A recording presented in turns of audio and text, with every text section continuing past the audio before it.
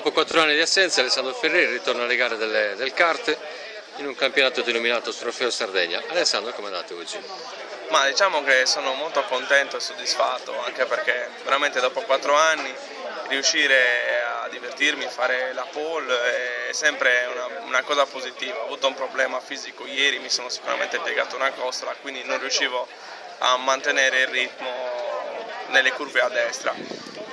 Diciamo che è positivo, ringrazio il signor Pogoti che mi ha dato la possibilità di venire di nuovo a divertirmi insieme agli altri e non vedo l'ora di poter fare un'altra gara sempre con il signor Antonio, perché ho sempre corso con lui e mi fa piacere correre ancora con lui.